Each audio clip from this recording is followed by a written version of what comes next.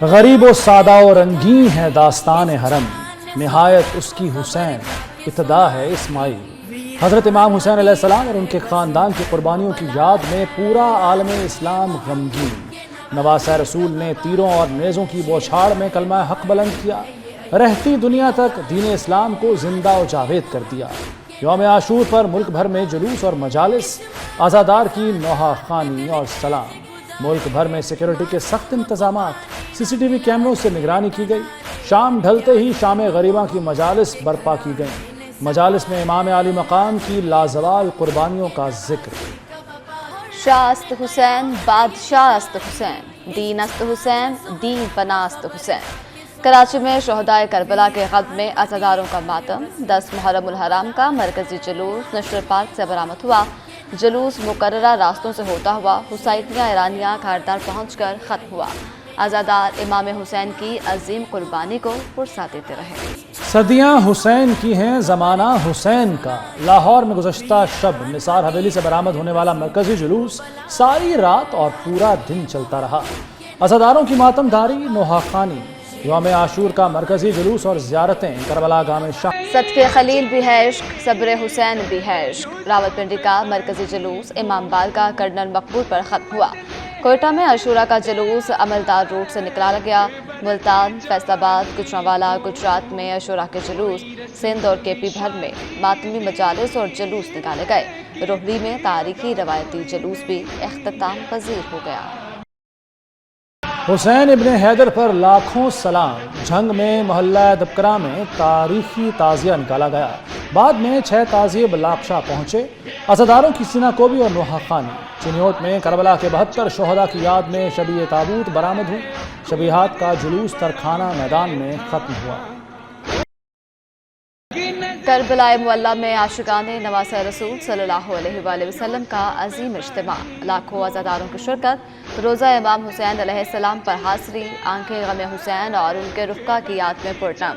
ایران میں بھی شہدائے کربلا کو خراج عقیدت پیش کیا گیا۔ تہران، قم، مشہد، زنجان میں بڑے ماتمی جلوس۔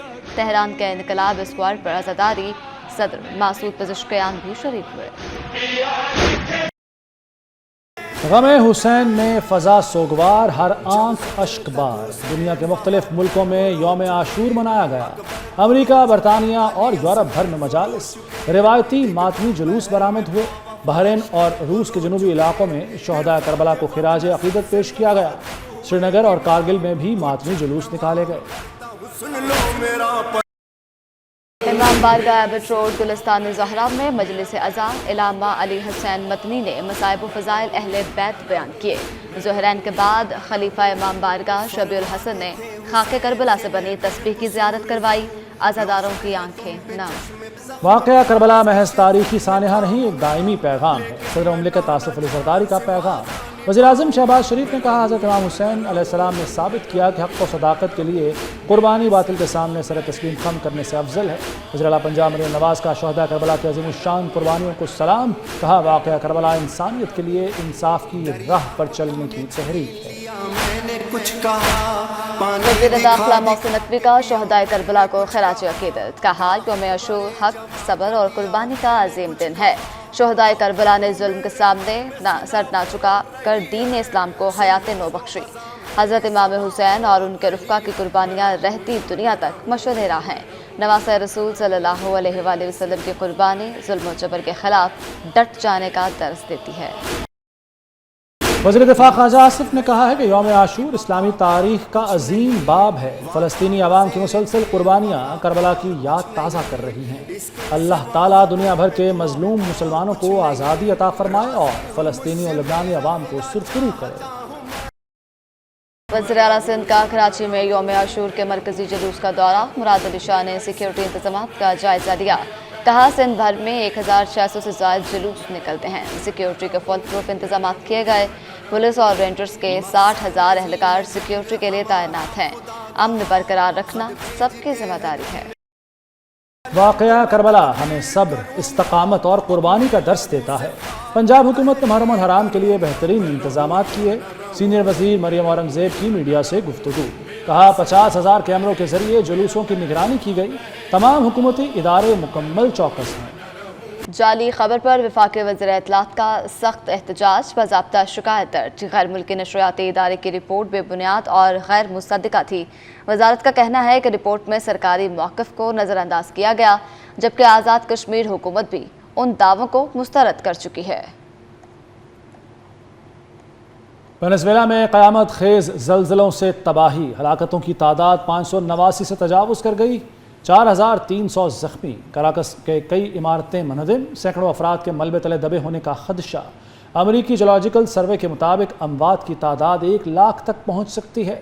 متاثرہ علاقوں میں امدادی کارروائیاں جاری، متاثرین سڑکوں پر رات گزارنے پر مجبور۔ مختلف ممالک اور عالمی اداروں نے کروڑوں ڈالر کی امداد اور ریسکیو ٹیمیں بھجوا دیں۔ امریکہ جلد ایران کو سویابین اور گندم بیچے گا، ڈونلڈ ٹرمپ کا دعویٰ، کہا ایران کو اجناس میں مشکلات درپیش ہیں، ایرانی رقم اجناس خریدنے پر خرچ ہوگی، ایران کو جوہری ہتھیار بنانے کی اجازت نہیں دے سکتے۔ ڈونلڈ ٹرمپ نے زراعت سے متعلق حکم پر دستخط کر دیے۔ ایران نے منجمد اثاثوں پر امریکی دعویٰ مسترد کر دیا۔ اسپیکر باقر غالباف کہتے ہیں امریکہ جھوٹا پروپیگنڈا کر رہا ہے، امریکی اجناس خریدنے کی بات جھوٹی ہے۔ ایران دہائیوں سے عدم اعتماد کی فصل کاٹ رہا ہے، امریکہ کے پاس ٹوٹے وعدے اور فضول باتیں ہیں۔ امریکہ کا بڑا یو ٹرن، پاسداران انقلاب سے براہ راست مذاکرات کا فیصلہ۔ امریکی نائب صدر جے ڈی وینس نے کہا کہ سینٹ کام اور ایرانی پاسداران انقلاب کے حکام دوحہ میں ملاقات کریں گے، اختلافات ختم کرنے، معاشی امورات اور تعاون پر بات چیت ہوگی۔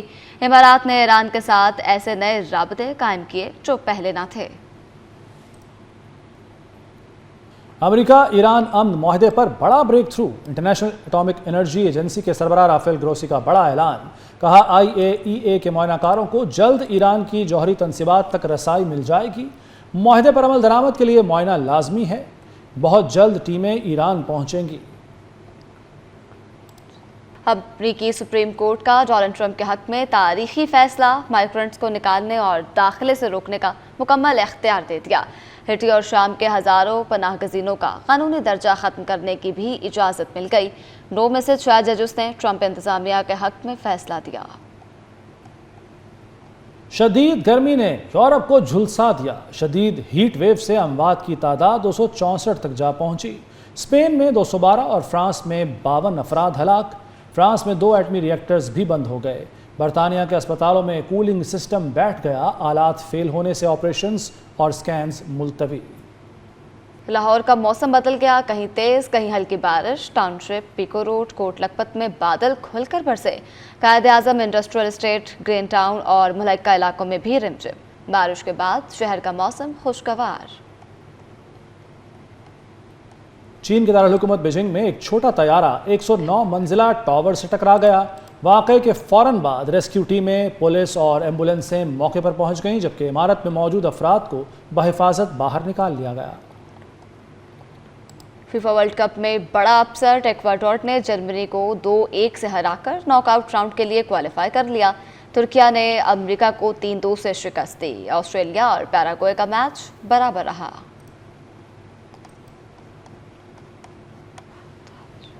فیفا ورلڈ کپ میں سنسنی خیز مقابلے، نیدرلینڈز نے تیونس کو 3-1 سے ہرا کر میگا بینڈ سے باہر کر دیا۔ ناک آؤٹ راؤنڈ میں اب نیدرلینڈز کا ٹکراؤ ہوگا مراکش کے ساتھ۔ پہلی بار ورلڈ کپ کھیلنے والے کیوراساؤ کا سفر تمام۔ آخری گروپ میچ میں آئیوری کوسٹ نے 2-0 سے دھول چٹا دی۔ جاپان اور سویڈن کا کانٹے دار مقابلہ 1-1 گول سے برابر رہا۔ اور فیفا ورلڈ کپ میں تینوں میزبانوں کا زبردست شو، امریکہ، کینیڈا اور میکسیکو نے ناک آؤٹ میں جگہ بنا لی۔